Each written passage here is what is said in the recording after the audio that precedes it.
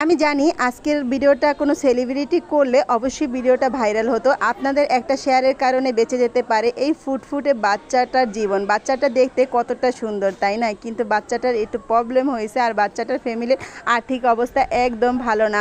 Barguna hospital ছিল, সেখান থেকে এখন রেফার করা হয়েছে বরিশাল। কিন্তু বাচ্চাটার মাঝে তাকে বরিশাল নিয়ে যাবে, তার কাছে কোনো টাকা পয়সা কিচ্ছু নেই। আর আমাদের আর্থিক অবস্থা তো অত ভালো না যে আমি তাদেরকে সাহায্য করব। আপনাদের যদি এক টাকা দেন তাহলে কিন্তু বাচ্চাটার মা বাচ্চাটাকে খুব সুন্দর করে চিকিৎসা দিতে পারে। আমি জানি আমাকে বিশ্বাস কেউ করবে না, কিন্তু আপনারা যদি কেউ চান তাহলে আমি বাচ্চাটার মার বিকাশ নাম্বারটা দিব, আপনারা সেখানেই দিবেন। জানি আমার আজকের ভিডিওটা নিয়ে অনেকেই হাসাহাসি করবেন, কিন্তু আমার কিছু করার নেই। বাচ্চাটাকে দেখে আমার অনেক খারাপ লাগলো। আসলে 2-3 দিন যাবতই দেখতেছি বাচ্চাটার মা প্রচুর পরিমাণ কষ্ট করতেছে। আর বরগুনা হসপিটাল এমন একটা হসপিটাল, এখানে প্যারাসিটামল ছাড়া আর কোনো কিছু দেয় না।